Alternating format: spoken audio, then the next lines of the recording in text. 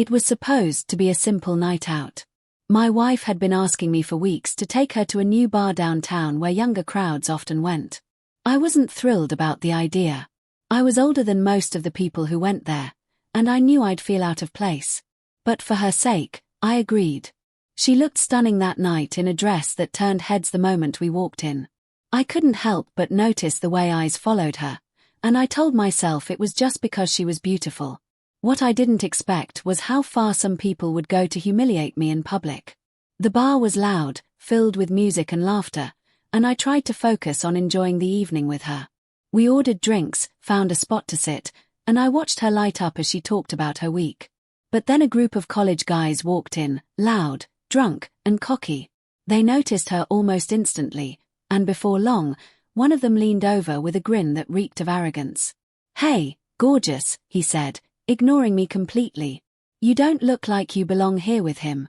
My wife laughed awkwardly, but I could feel my stomach tighten. I tried to brush it off, hoping they'd lose interest, but they didn't. Another one chimed in louder this time so the people around us could hear. "Seriously, what's a hot woman like you doing with an old man? Shouldn't you be with someone your own age?" The guys laughed, high-fiving each other as if they just delivered the funniest joke in the world. My wife shifted uncomfortably, but she didn't say anything to shut them down. Instead, she looked at me with a nervous smile, as though hoping I'd take it as a joke, too. But it wasn't a joke. It was an attack. I sat there humiliated, hearing strangers mock me while my wife did nothing to defend me. I tried to stay calm, reminding myself that getting into a fight in a bar full of young drunk men would be pointless. Still, their words cut deep. I had always known I was older than her and that people sometimes stared, but having it thrown in my face like that in public was something I wasn't prepared for. I looked at her, hoping she'd say something, anything. But she just sipped her drink. The guys didn't stop. One leaned closer and whispered something to her that made her blush. My chest tightened. It wasn't just disrespectful, it was degrading both to me and to our marriage. My wife finally tried to laugh it off and said, "I'm married." Okay, but even that felt weak, like she was more embarrassed to reject them than to let them insult me. "Married to him," another scoffed, pointing at me with disbelief. The group erupted in laughter again, and I realized that the entire situation wasn't just about them. It was about the way she allowed it to happen. I stood up, then slowly making sure my voice was steady. I looked each of them in the eye and said, "You think being young makes you men? You don't know the first thing about respect." They quieted for a moment, but only to smirk and roll their eyes. I didn't raise my voice or throw a punch. I didn't need to. I took my wife's hand and said, "We're leaving." The bar fell silent for a moment as I led her out. My pride bruised, but my dignity intact. The young men might have thought they won, but walking away wasn't weakness. It was strength. Outside, the night air was cool, but my blood was boiling. I turned to my wife and asked, "Why didn't you say anything? Why did you let them humiliate me like that?" She looked down guilty and muttered, "I didn't want to make a scene." Those words cut deeper than anything the guys had said.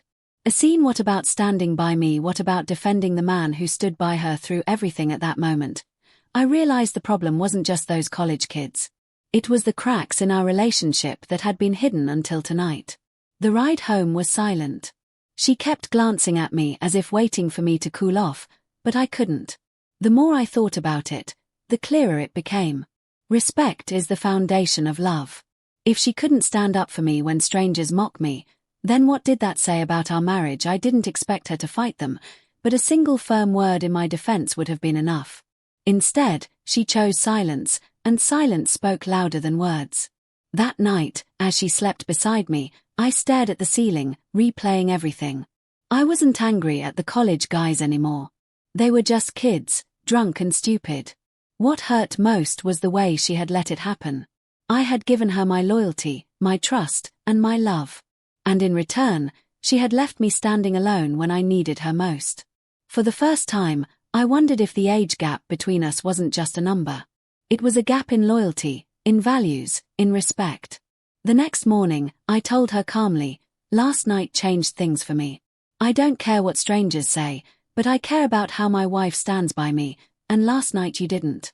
She tried to apologize, but the damage was done. I realized then that being mocked in public wasn't the real wound. The real wound was discovering that the woman I loved wasn't willing to protect me the way I had always protected her.